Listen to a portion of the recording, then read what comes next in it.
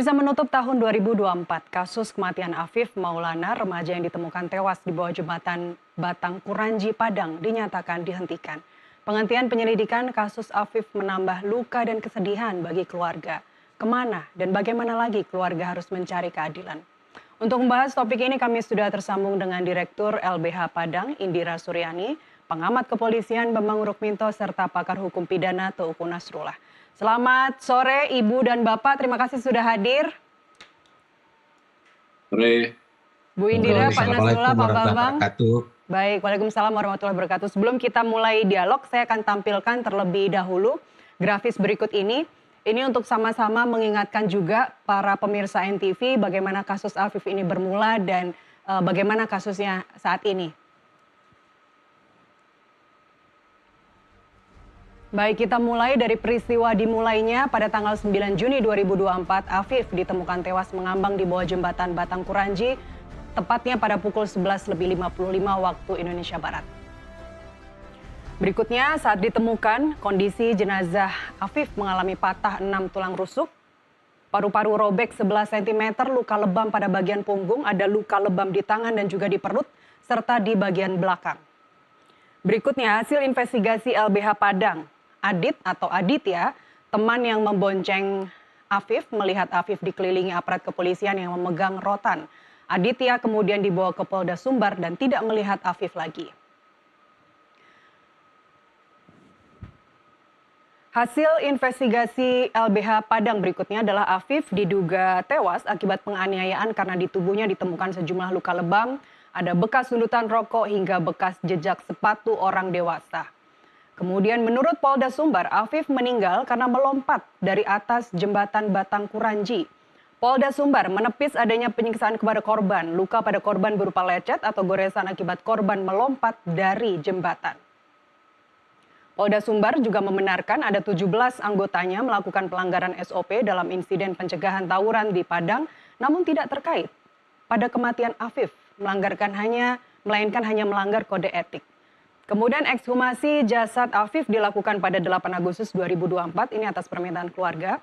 Keluarga meminta otopsi ulang untuk memastikan penyebab kematian Afif Maulana. Dan proses ekshumasi dan otopsi dilakukan oleh Persatuan Dokter Forensik dan Medi Kolegal Indonesia atau PDFMI. Saya ingin langsung ke, masih ada lagi grafis, PDFMI merampungkan hasil ekshumasi pada 26 September. Dengan hasil analisis, Afif tewas bukan karena dianiaya, melainkan karena terjatuh dari ketinggian 14,7 meter. Dan terakhir, pada tanggal 31 Desember 2024, menutup tahun, Polda Sumbar menghentikan kasus Afif Maulana dan menerbitkan SP2 lidik. Saya langsung ke Bu Indira. Bu Indira, ada yang ingin Anda konfirmasi atau Anda koreksi dari grafis yang baru saja kita tampilkan? Apakah ada perbedaan pernyataan atau temuan dari LBH Padang? Sebenarnya di kasus tragedi Kuranji berdarah itu bukan hanya Afif Maulana saja korbannya ya. Ada 21 korban, 1 orang anak meninggal bernama Afif Maulana, lalu ada 20 orang lainnya yang menderita luka-luka ya. Mohon maaf Bu Indira, bukan 18 ya? Iya, awalnya kami menemukan 18 orang, lalu atas temuan kami terakhir kalinya ada 2 orang lagi Mbak yang dilepaskan ya, karena diduga kolega dari kepolisian begitu. Dan mereka tidak mengalami penyiksaan saat penyelidikan baik di Polres maupun di Polda Padang? Ada 1 yang mengalami penyiksaan, tetapi kemudian tidak dilepaskan begitu saja gitu, karena memang diduga kolega kepolisian. Baik. Ya, dari grafis tadi artinya tidak ada yang ingin Anda koreksi ya? Kami menginformasikan bahwa sampai saat ini kami tidak menerima SP lidik ya. Jadi kemarin 31 Desember itu keluarga dan kuasa hukum datang ke Polda Sumbar karena undangan untuk gelar perkara. Ketika gelar perkara ini dibagi menjadi 2 termin begitu ya. Ada gelar perkara bersama keluarga korban dan juga kuasa hukum. Lalu ada gelar perkara internal saja. Jadi disuruh tim kami keluar dengan keluarga Afif begitu ya. Ketika masih terjadi gelar perkara yang kedua, lalu tiba-tiba kami mendapat informasi dari media ada konvers di lantai 1 Polda Sumbar yang mengatakan akan menghentikan kasus Afif Maulana begitu. Kami merasa bahwa ada hal yang aneh, ada hal yang janggal dari peristiwa tersebut. Sampai saat ini ketika mengkonfirmasi dengan berbagai pihak tidak kami dapatkan informasi yang clear begitu. Sudah 3 kali, 3 bulan ini kami memasukkan surat SP2HP ke penyidik itu tidak pernah dibalas begitu ya. Dan kemudian memang informasi penghentian perkara ini kami dapatkan dari kawan-kawan media dan belum ada surat apapun yang kami terima hingga saat ini. Baik, saya ke Pak Bambang deh. Ada gelar perkara tertutup atau internal. Apa tujuan dari gelar perkara internal ini, Pak Bambang?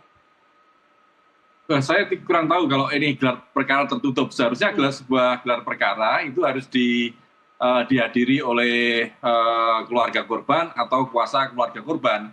Makanya terkait dengan gelar perkara tertutup ini tentu akan memunculkan asumsi kemana-mana bahwa kepolisian sedang melakukan upaya untuk menutupi kasus gitu. Anda sebagai pengamat kepolisian, Pak Bambang, sebagai pengamat kepolisian selama ini Anda tidak pernah mendapati adanya gelar perkara tertutup atau internal di kasus dugaan pidana, selama ini belum pernah mendengar? Ya, seringkali memang itu dilakukan, tetapi ini tentu menyalahi dari sebuah prosedur baku di kepolisian itu sendiri gitu. Seharusnya gelar perkara itu harus dihadiri oleh keluarga korban atau kuasa dari keluarga korban. Tidak tertutup, ini justru akan mengurangi dari semangat transparansi yang disampaikan oleh dalam jargon presisi gitu. Makanya ini memang menjadi ketika gelar perkara ini dilakukan tertutup, ini akan memunculkan asumsi kemana-mana bahwa ada upaya untuk menutupi sebuah kasus. Seharusnya gelar perkara memang harus terbuka dan bisa disaksikan oleh pihak-pihak terkait seperti itu. Baik. Pak Nasrullah, apa yang terjadi? Apa yang terjadi menurut Anda? Ada gelar perkara terbuka, kemudian ada gelar perkara yang tertutup atau internal. Apakah ini semakin menguatkan bahwa ada dugaan-dugaan skenario yang sedang dilakukan oleh Polda Sumbar? Jadi gini, saya sebelum masuk ke gelar perkara, tapi saya ingin menegaskan satu hal yang sangat penting. Bahwa persoalan tawuran ini baik antar anak sekolah, antar remaja, antar kampung, antar gangster ya, antar ormas-ormas itu sudah luar biasa di negara kita. Seperti negara-negara yang saya anggap tidak ada hukum, ya, hukum tidak bergerak dengan baik. Oleh karena itu saya selalu mendukung sikap tegas dan keras dari aparat penegak hukum terhadap pelaku tawuran karena sangat meresahkan kehidupan berbangsa dan bernegara.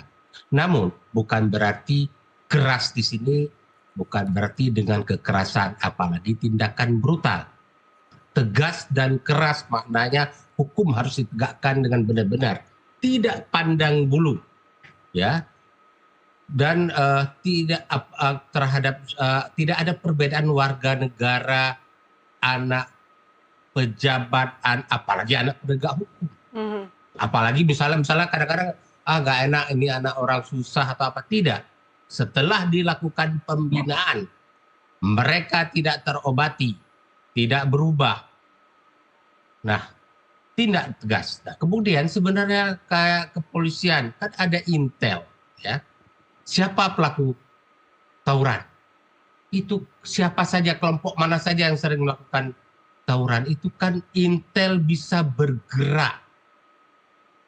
Ada Bakamtel ya, Mas, ada Babinkamtibmas. Itu di tingkat, ya itu di tingkat Polda, ini di tingkat Mabes Polri.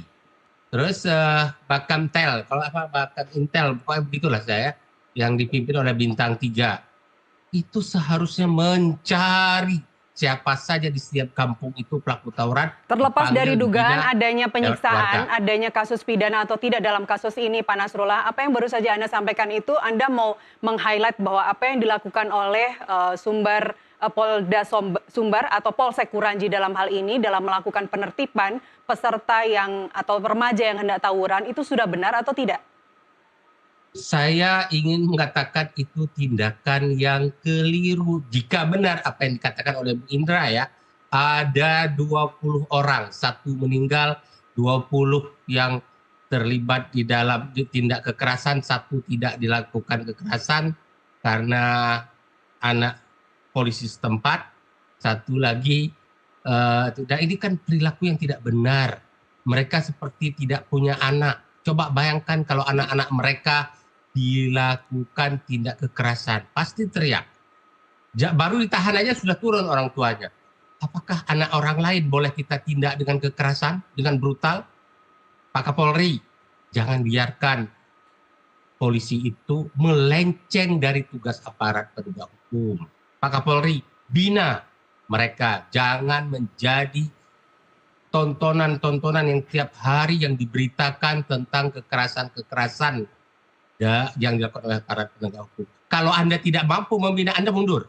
Baik, Ini banyak sudah kejanggalan keterlaluan, Pak Nasrullah, kekerasan. banyak kejanggalan termasuk Nah. CCTV yang hilang, termasuk CCTV yang menurut Kapolda sudah terhapus karena memorinya hanya cukup 11 hari kalau tidak salah. Mbak, maaf tentang itu saya tidak bisa berkomentar karena saya tidak ikut Baik. terlibat di dalam melakukan penyelidikan. Namun saya mengatakan tindakan kekerasan seperti ini tiap hari kita tonton, kita dengar beritanya. Dan ini Pak Kapolri harus membina. Nah, sekarang terkait dengan gelar perkara. Ya.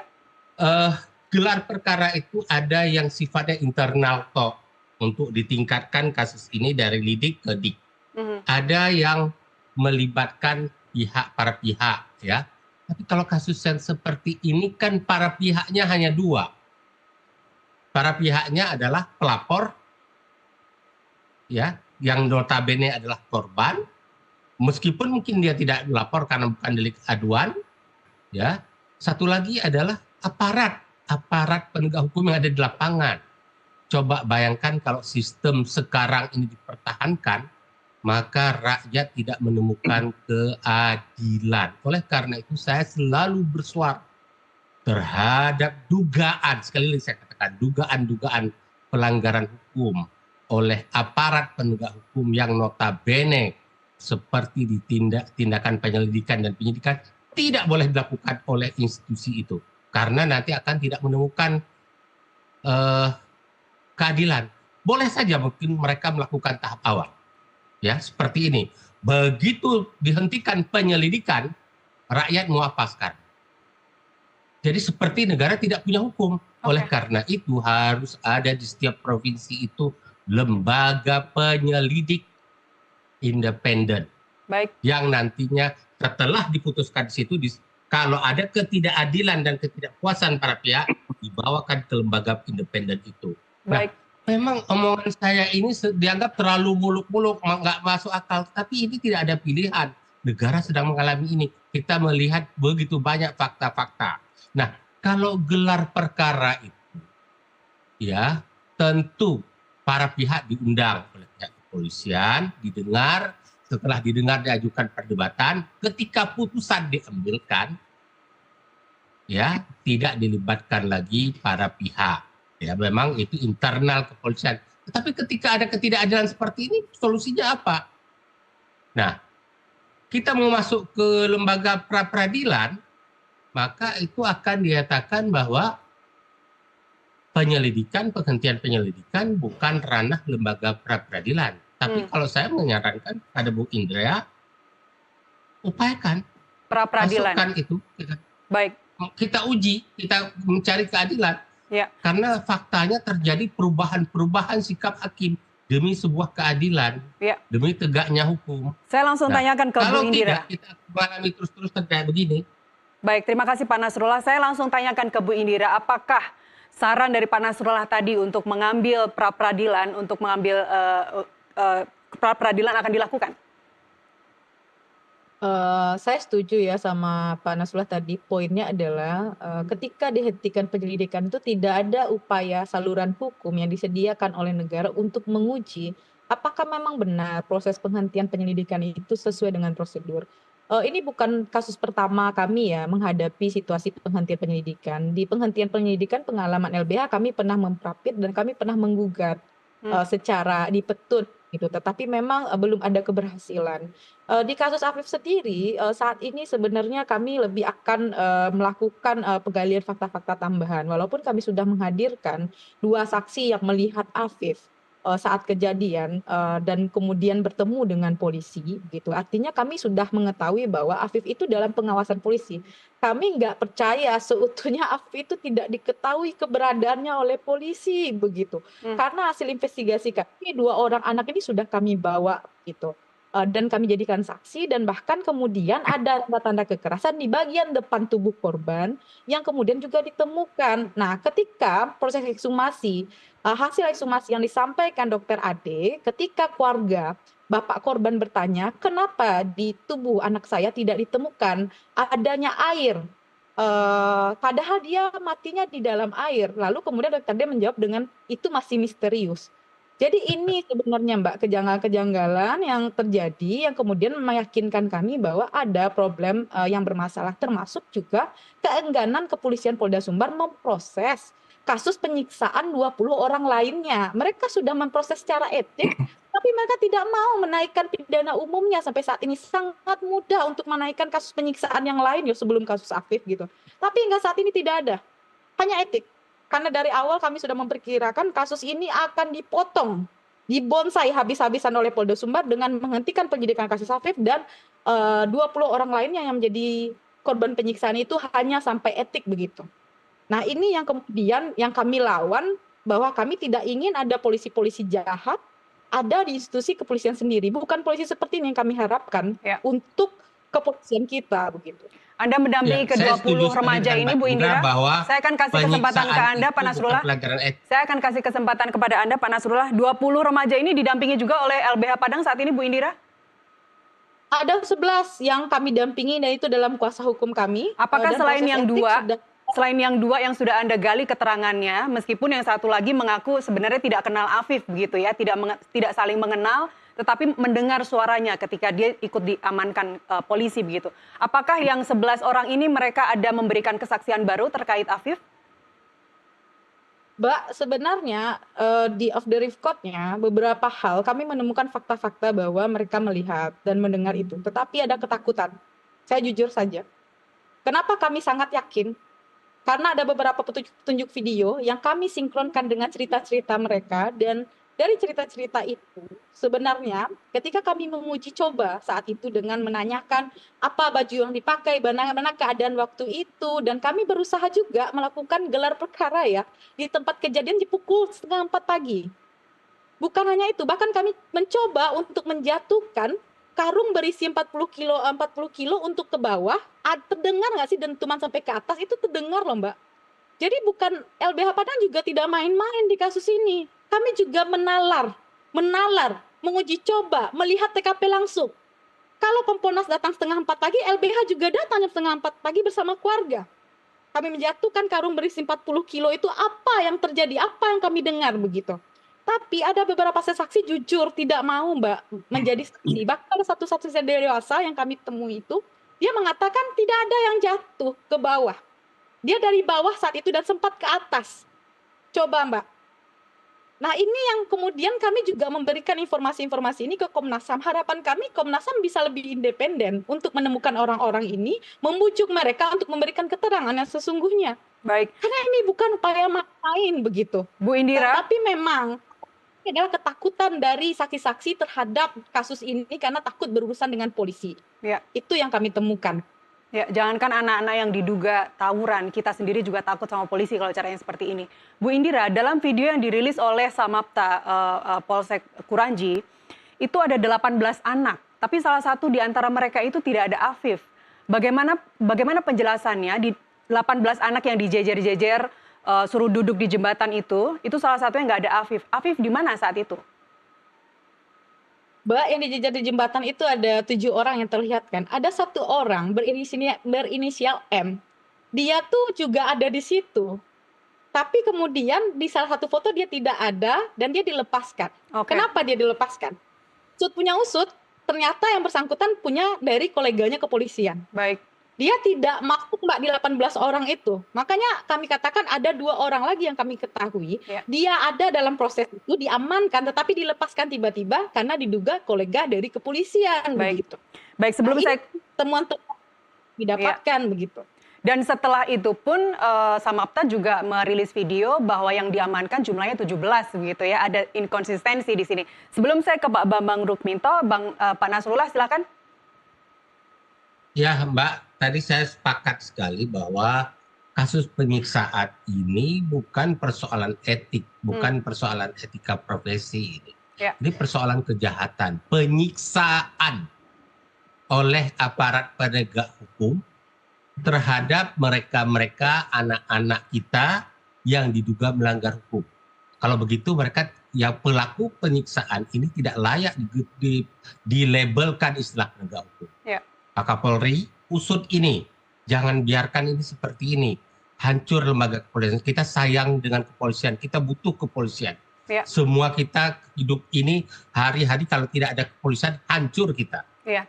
Tapi bukan berarti ketika kita ingin polisi ini dijaga, boleh ada manusia-manusia bejat seperti itu. Sekali lagi saya mengatakan, jika sekali lagi benar apa yang disampaikan oleh Indira ini, saya tidak segan-segan untuk mengatakan bahwa itu orang-orang bejat, ya, harus dibersihkan dari lembaga kepolisian.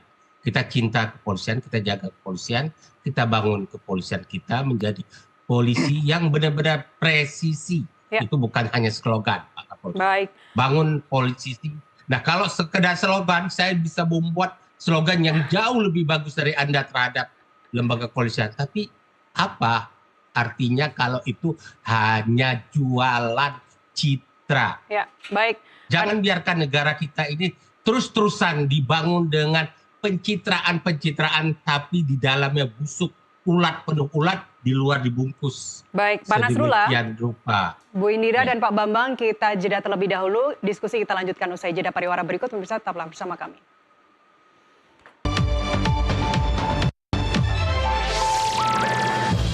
Dialog kita lanjutkan kembali. Saya masih bersama Direktur LBH Padang, Indira Suryani, pengamat kepolisian Bambang Rukminto, dan pakar hukum pidana TUKU Nasrullah. Saya ingin ke Pak Bambang. Pak Bambang, saya ingin mengutip Kapolda yang menyatakan bahwa kasus ini dihentikan, bukan SP3 karena tapi SP2 lidik karena kalau belum dilakukan penyidikan kalau ada kasus atau dugaan pidana begitu. Tapi sebenarnya mekanismenya seperti apa, Pak Bambang? SP2 lidik diterbitkan oleh Kapolda, oleh polisi, tapi keluarga ataupun Bu Indira yang mendampingi keluarga korban belum menerima surat itu sampai sekarang. Ya, ini memang menjadi problematika di kepolisian kita ya, terkait SP2 lidik. SP2 lidik ini muncul berdasarkan surat edaran 7 bulan garing Romawi 7 tahun 2018. Yang diterbitkan oleh Kapolri Jenderal Tito Karnavian. Ini memang menjadi dilema kita gitu, karena terkait SP surat pemberhentian penyelidikan ini nyaris dominasi kewenangan kepolisian itu sangat besar, apalagi bila terkait dengan kasus-kasus masyarakat berhadapan dengan kepolisian. Gitu. Kasus Ade Afif ini bukan yang pertama kali ada SP2 lidik. Di kasus-kasus lain pun juga itu dilakukan dan masyarakat dalam posisi yang sangat lemah. Gitu. Makanya memang dan ini catatan lagi ini tidak diatur dalam KUHP. Gitu.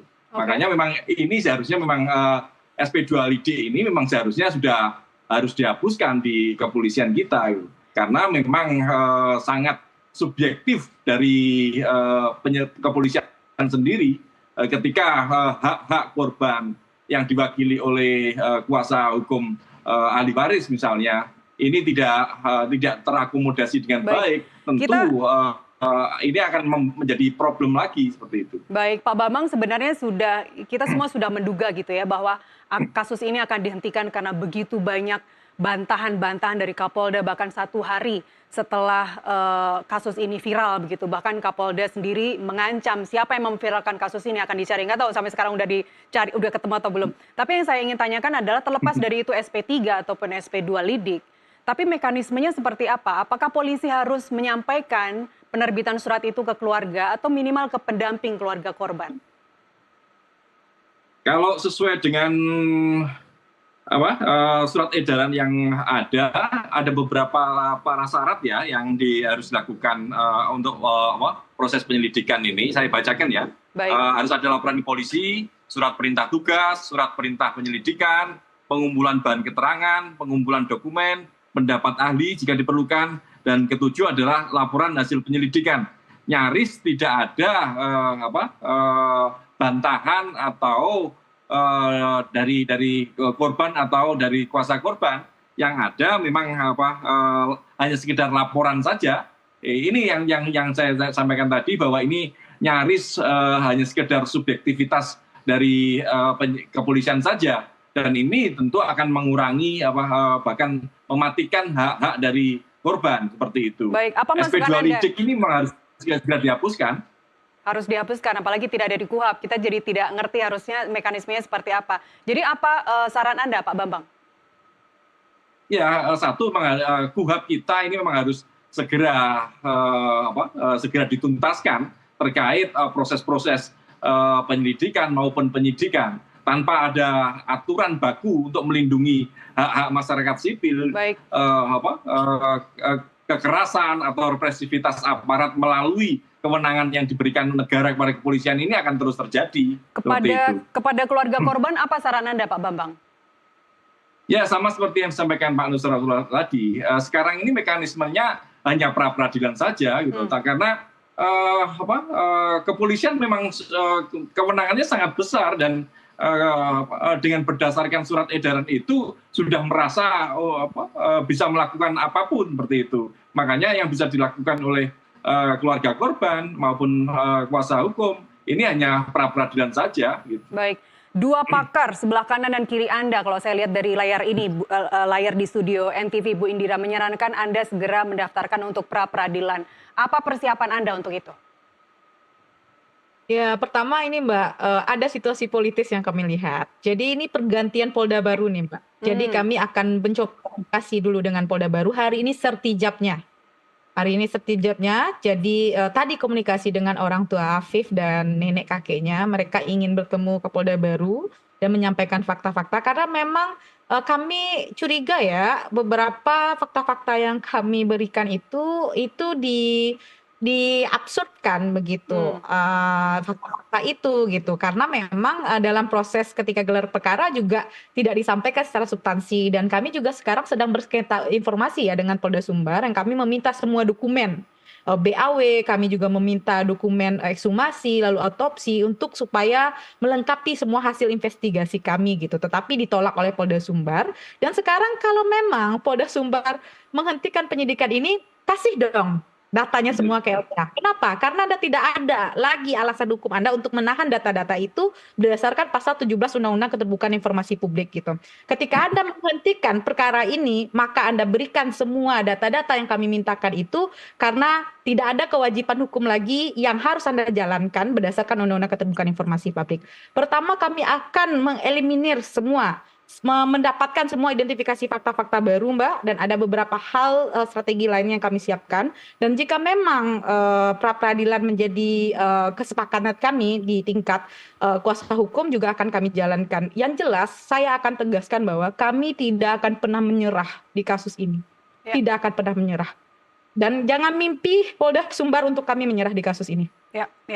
Kami juga tidak menyerah, Bu Indira, terus semangat kasus ini. Saya ke Pak Nasrullah, seberapa besar kita dapat berharap dari pra-peradilan dari Kapolda Sumbar yang baru sekalipun? Karena Pak Nasrullah, kita sangat ingat bagaimana kasus tewasnya Vina dan Eki di pra-peradilan semuanya mental.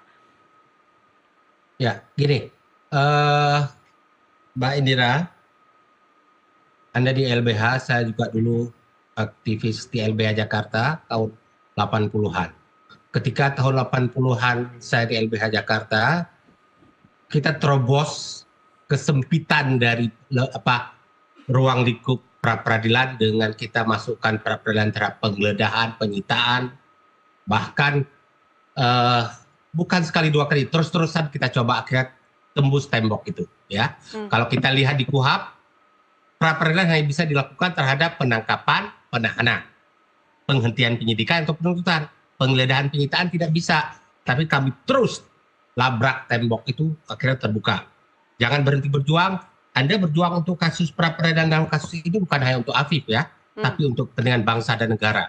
Ya. Untuk kepentingan anak-anak kita. Di situ titik berjuang Anda. Sehingga semangat. Kalau hanya untuk Afif, mungkin Anda sempit. Tapi Anda harus menjadi orang yang berpikir makro pada yang mikro. Yes. Nah, kemudian, SP2 lidik. Saya ingin sampaikan, di KUHAP, kalau yang KUHAP yang ada sekarang, ya, memang ada fungsi penyelidikan dan penyidikan. Untuk penyidikan itu ada SP3 nama surat perintah penghentian penyidikan. Penyelidikan tidak ada. Penghentian penyelidikan tidak diatur. Nah, oleh karena itu mohon maaf Pak Bambang, di dalam praktek peradilan selama ini timbul selalu ketidakpastian. Nah, ini gimana perkara kita terus apa sudah dihentikan penyelidikannya? Itu timbul pertanyaan-pertanyaan terus-menerus. Akhirnya untuk merespon tekanan masyarakat agar ada kepastian hukum, timbullah produk seperti P2 lidik ini, SP2 lidik. Ya. Nah, sehingga ada kepastian ini sudah dihentikan, kita tahu. Yang kalau Bapak harapkan nanti di KUHAP kita ada kejelasan terhadap penyelidikan dan penyidikan, mungkin harapannya nggak dapat. Karena apa? Di KUHAP kita nanti, saya kebetulan anggota tim inti penyusun RUU KUHAP yang baru di DPR ini, tidak ada lagi istilah penyelidikan dan penyidikan. Hanya ada satu istilah, yaitu penyidikan. Jadi tindakan penyelidikan itu menjadi bagian dari penyidikan. Bukan berarti penyelidikannya ditiadakan, tapi istilah itu tidak ada. Tidak di-split lagi fungsi penyelidikan dan penyidikan. Digabung dalam satu fungsi-fungsi penyidikan. Di berbagai negara di dunia ketika kami melakukan studi banding, juga hanya ada satu istilah. Penyidikan, investigasi. Tidak ada split kayak begitu. Nah, kemudian Pak Indra, Pak Bambang, teman-teman NTV dan para media lainnya, jangan berhenti menggaungkan untuk perbaikan hukum di Indonesia. Karena sebenarnya saya tidak ingin berbicara seperti ini. Saya tiap hari berhubungan dengan teman-teman kepolisian, tapi saya lebih peduli kepada kebenaran penegakan hukum. Ya, bagaimana kami berjuang di LBH dulu, zaman-zaman Orde Baru, bahkan kami tidak sedikit mengalami 1001 teror di jalan di Penogoro itu, tapi kita berjuang terus. Baik. Ya. Dan dengan perjuangan berubah, coba lihat, ketika kita semua diam, maka pelanggaran-pelanggaran hukum akan bergelimpangan terus. Ketika kita teriak seperti sekarang pun masih banyak tidak begini, apalagi kita diam. Kita harus melawan, tapi tujuannya bukan melawan lembaga kepolisian. Kita melawan salah didik, salah tata kelola di kepolisian. Ini yang harus dibenahi. Pak Kapolri, sekali lagi saya ulang, kalau Anda sudah merasa tidak mampu, Anda mundur. Jangan Anda rusak lembaga kepolisian. Baik. Tapi kalau Anda mampu, perbaiki. Dan saya ingatkan Pak Kapolri, pada rezim Anda inilah, mungkin karena keterbukaan informasi media, ya, tapi paling banyak perilaku-perilaku yang menurut hemat saya harus dibenahi oleh kepolisian. Pak Kapolri, saya minta maaf, saya tidak bermaksud berada pada garis yang berbeda dengan Anda, semata-mata saya ingin lembaga polisi ini dijaga. Pak Nasrullah, Pak Kapolri, Pak Kapolda saat ini sedang nonton, kalaupun nggak nonton nanti kita kirim video YouTube-nya ke WA mereka. Saya ingin ke Pak Bambang. Pak Bambang, Pak Bambang, saya ingin coba seobjektif mungkin ya, saya ingin mendapat insight dari Anda. Kapolda kemudian menerbitkan SP2 lidik karena sudah yakin betul bahwa kuat dugaan tidak ada unsur tindak pidana. Makanya kasus Afif ini tidak pernah dinaikkan ke penyidikan begitu. Mohon maaf. Saya ingin mencoba seobjektif mungkin Pak Bambang, ingin mendapatkan insight dari Anda. Apakah karena Kapolda ini yakin betul bahwa Afif meninggal bukan karena penyiksaan oleh polisi ataupun dibunuh oleh polisi, tapi jatuh atau terpeleset?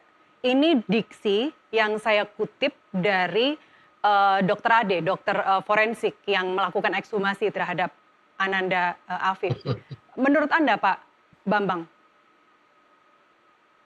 Ya, peningkatan proses penyelidikan menjadi penyidikan itu memang diskresi dari kepolisian gitu. Dan ini sangat melibatkan unsur subjektivitas dari penyidik. Kapolda Sumatera Barat itu adalah pimpinan penyidik di Polda Sumatera Barat. Makanya kalau tadi disampaikan bahwa ini karena ada unsur subjektivitas Kapolda, bisa saja itu terjadi seperti itu. Ya. Apalagi dalam proses itu tidak ditemukan menurut versi dari kepolisian tidak ditemukan upaya-upaya kekerasan, tapi kan versi lain ada proses yang dilalui ketika penangkapan kemudian ditemukan jenazah, itu kan ada proses yang harus dilalui, dan itu juga harus bisa dijelaskan oleh kepolisian seperti itu. Baik, artinya ini memang subjektivitas dari Polda begitu ya. Baik Pak Bambang, Bu Indira dan Pak Nasrullah, kita jeda untuk azan maghrib terlebih dahulu. Pemirsa, kami kembali segera.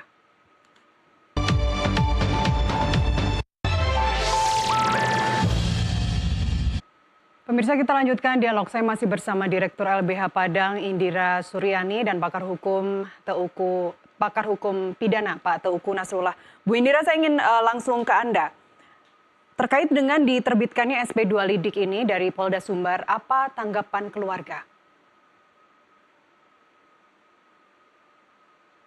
Pertama sebenarnya ketika gelar perkara keluarga datang ya Mbak, dan kemudian masih ada harapan. Lalu ketika mendapatkan informasi ini dari media, langsung saja keluarga mengontak kami dan mengkonfirmasi begitu.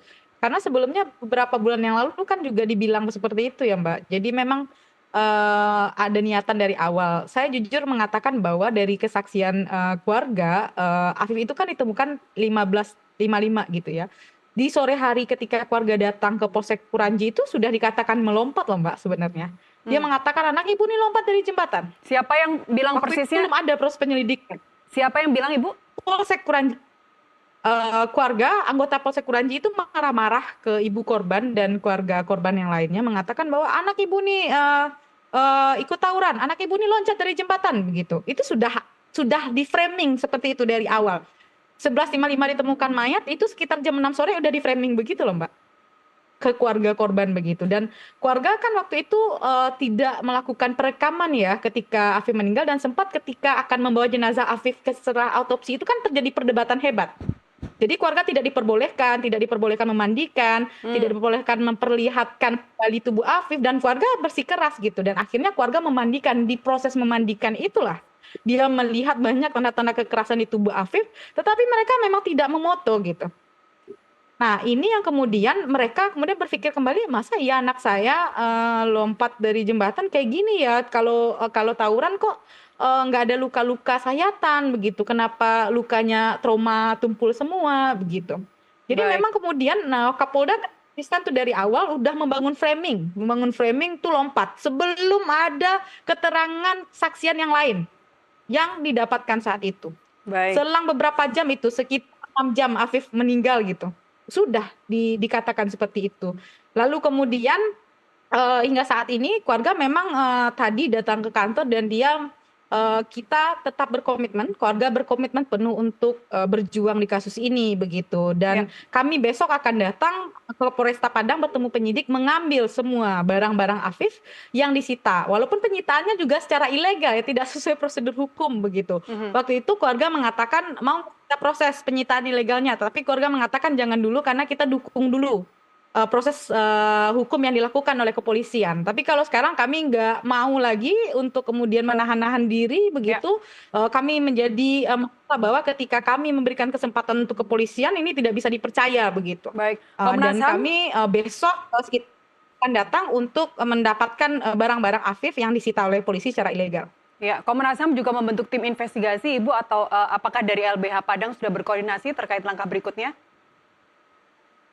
Kami masih berkoordinasi dengan LNHAM, ada KPAI, ada LPSK, ada kemudian Kompolnas juga, dan secepatnya akan bertemu untuk membahas soal substansi kasus ini ya. Sebenarnya pasca Dr. Ade memberikan keterangan, dokter observer kami, dokter forensik observer kami juga datang untuk memberikan keterangan, dan dia ketika ekshumasi Afif melihat bahwa luka-luka di tubuh Afif itu juga ada tanda-tanda kekerasan lainnya, bukan hanya yang diduga jatuh itu begitu. Jadi Baik. jangan mengabsurdkan bahwa situasinya Afif mati karena jatuh saja, tetapi sebelum Afif mati apa yang terjadi? Nah, itu yang harus dibongkar oleh Polda Sumbar. Jangan melakukan pembohongan fakta ke publik begitu. Ya, ketika expose dilakukan tanggal 27 Juni, LBH Padang juga hadir di saat kejadian. Apakah saat itu langsung ada cross examination antara LBH, antara keluarga dengan pihak kepolisian ataupun dokter forensik yang menangani ketika ekshumasi?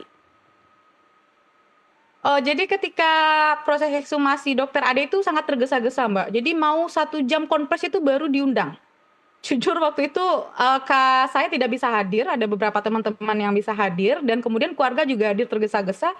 Dan yang kami sayangkan waktu itu Dokter Ade di Rumah Sakit M. Jamil Padang pada pukul 7:30 malam itu menjanjikan loh Mbak, hasil ekshumasinya itu dikasih ke keluarga Afif gitu. Pasca sudah ekshumasi, kami surati, kami email, tidak dibalas dan tidak bersedia untuk memberikan aksi ekshumasi. Di situ kami mempertanyakan kenapa orang menolak untuk memberikan transparansi kasus ini begitu. Ketika ekspos kan ada rekan dokter juga dari Persatuan Dokter Forensik dan Mediko Legal Indonesia yang menyampaikan pernyataan atas hasil atas ekshumasi itu bahwa luka jatuhnya seperti apa dan kalaupun terpleset itu seperti apa, tidak ada luka di kepala misalnya atau tidak ada patah kaki. Saat itu tidak ada cross examination langsung membantah atau menanggapi hasil dari ekshumasi tersebut.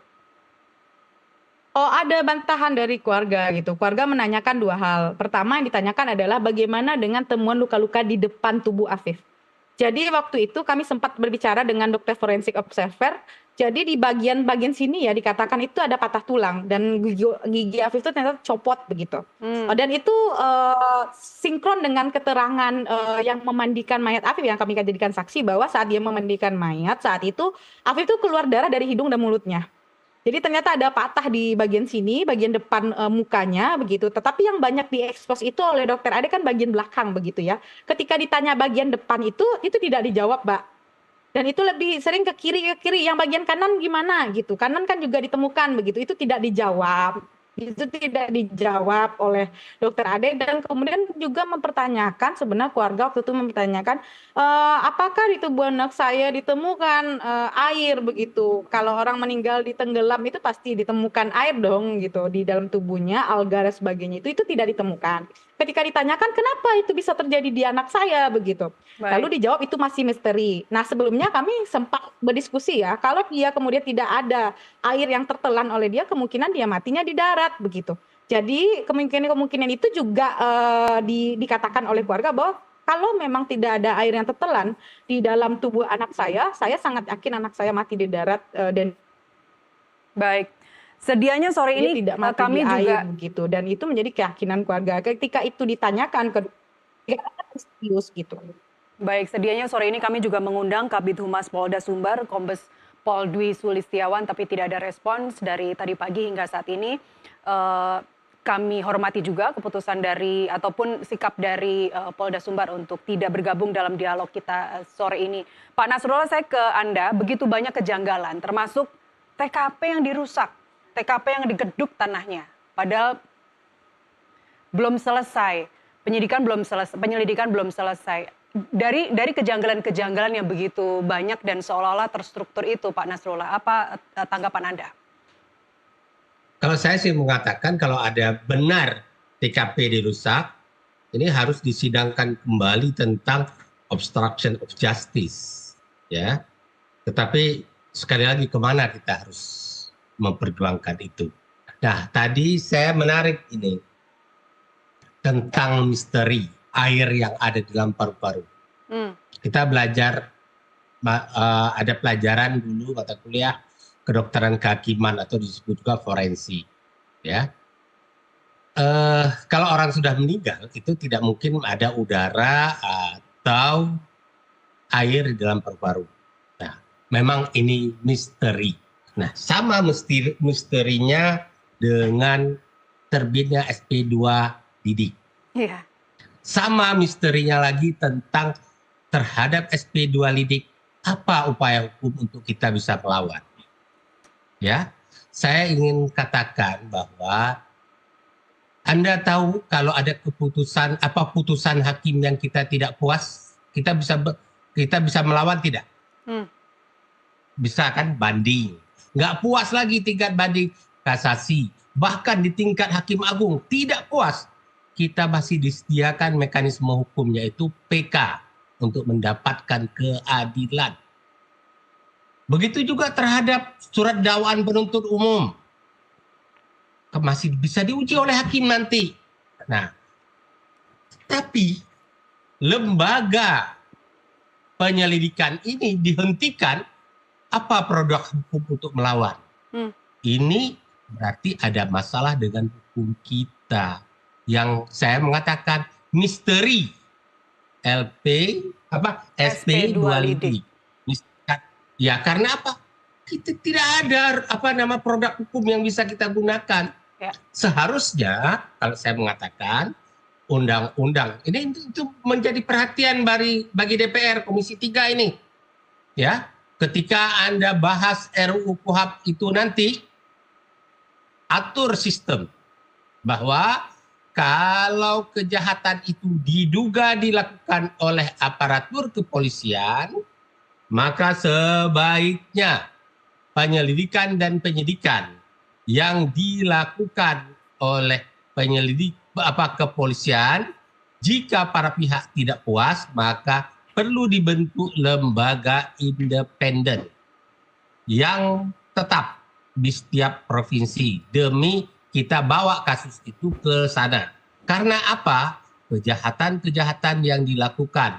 Maaf sekali lagi saya koreksi kalimat saya, dugaan-dugaan kejahatan yang dilakukan oleh aparat polisi itu sekarang ini sangat banyak. Tiap hari, mungkin saya lebay kalau bilang tiap hari. Setiap bulan kita mendengar berita tentang kejahatan-kejahatan yang dilakukan oleh aparat kepolisian. Nah, jangan lagi nanti kita biarkan polemik di publik. Wah, ini tidak adil, akhirnya hilang kepercayaan masyarakat pada hukum dan sistem hukum. Oleh karena itu, kalau ada dugaan kejahatan yang dilakukan oleh aparatur kepolisian atau aparatur penegak hukum, diprosesnya melalui lembaga independen. Baik. Ya, lembaga independen yang dibentuk oleh negara, sehingga ada payung hukumnya. Di dalam KUHP itu disebut sejak sekarang. Anda tidak melihat peran Kompolnas dalam kasus ini? Kompolnas tidak bisa masuk ke ranah penegakan hukum. Dia melakukan pengawasan terhadap internal kepolisian. Ini tidak masuk dalam sistem peradilan Kompolnas. Yang saya sampaikan tadi adalah lembaga independen yang melakukan penyelidikan dan penyidikan terhadap kejahatan yang diduga dilakukan oleh aparatur negara, ya dalam hal ini hukum. Sehingga dia masuk dalam sistem peradilan pidana. Pak Nasrullah, Kompolnas bukan bagian dari sistem peradilan pidana. Tapi sebenarnya bisa memberikan masukan-masukan, bukan? Pak Nasrullah, pertanyaan saya terakhir dan singkat saja sebelum kita menutup dialog ini. Jika dalam kasus dugaan kematian Afif sudah ditutup, SP2 lidik sudah diterbitkan, kenapa Polda Sumbar juga masih membantah bahwa tidak ada dugaan penyiksaan terhadap 20 remaja yang diduga tawuran? Kenapa harus semuanya dibantah? Kenapa 17 anggotanya hanya cukup kode etik saja? Ya, saya mengatakan kalau kode etik berarti ada kesalahan di dalam penanganan waktu mereka turun ke lapangan. Oke, prosedurnya. Tetapi ketika penyiksaan dilakukan, maka itu bukan lagi bagian dari kode etik. Sejak awal tadi saya sudah mengatakan ini bukan persoalan etik kalau ada penyiksaan. Sekali lagi saya merujuk kepada omongan Mbak Indira, ya, dengan asumsi bahwa ada penyiksaan, ada lebam-lebam. Nah, misalnya kita membuat pemisalan bahwa meninggalnya Afif bukan karena penyiksaan, misalnya karena dia loncat. Pertanyaan saya adalah, apa benar ada penyiksaan? Kalau ada penyiksaan, proses pelaku penyiksaan. Anda seorang Kapolda gampang sekali kok untuk mendapat kepastian ada tidaknya penyiksaan. Masalahnya adalah mau tidak Anda menegakkan hukum secara baik dan benar. Ya. Takut tidak Anda kepada Tuhan Yang Maha Esa, bahwa Tuhan Yang Maha Esa Maha Adil, Maha Kuasa, Maha memberikan peringatan kepada kita kalau kita melakukan kezaliman. Kalau Anda sudah tidak takut bahwa Allah Maha melihat, Tuhan agama apapun Anda, Tuhan Anda Maha melihat apa yang Anda lakukan. Baik, terakhir Bu Indira. Ya, terakhir Bu Indira. Closing statement dari Anda. Memang selama ini di Sumatera Barat untuk kasus-kasus penyiksaan, polisi yang menjadi pelaku penyiksaan itu sulit untuk dimintai pertanggungjawaban pidana. Bukan hanya di kasus Afif, ada deretan kasus-kasus lainnya, tunggakan kasus penyiksaan yang tidak mampu dimintai pertanggungjawaban oleh kepolisian daerah Sumatera Barat terhadap anggotanya yang melakukan kenakalan begitu. Untuk Kapolda yang baru, saya sangat berharap ini diselesaikan. Harusnya Anda memecat semua anggota-anggota Anda yang melakukan penyiksaan dan proses semua pelaku penyiksaan yang terjadi pada tragedi Kurajisman Juni 2024 lalu. Jangan ikuti alur yang dilakukan oleh Kapolda lama, dan kami mencoba untuk percaya kepada Kapolda yang baru untuk kemudian benar-benar tegas terhadap pelaku penyiksaan yang ada di tubuh mereka. Amin. Ya. Saya aminkan itu. Ya, semoga keadilan akan hadir kepada semua pihak yang dirugikan. Bu Indira, Pak Teuku Nasrullah, terima kasih telah bersama kami. Mbak, satu setengah menit boleh nggak, Mbak? Boleh. Saya berharap kepada Presiden Prabowo berkenan membenahi lembaga kepolisian. Salah satu yang harus dibenahi adalah lembaga kepolisian. Dalam hal ini adalah perilaku oknumnya. Baik. Ya, baik. Saya tidak mengatakan polisi, tetapi perilaku oknum di kepolisian itu, Pak Prabowo, Anda juga bertanggung jawab, bukan hanya tanggung jawab Kapolri. Kita Kalau harus Kapolri optimis, tidak Pak sanggup, Nasrullah. copot Kapolrinya. Kita harus optimis. Pak Nasrullah, sekali lagi terima kasih Bu Indira, dan sebelumnya tadi ada pengamat kepolisian Pak Bambang Rukminto. Pemirsa, kami masih akan kembali dengan informasi lainnya, tetap bersama kami.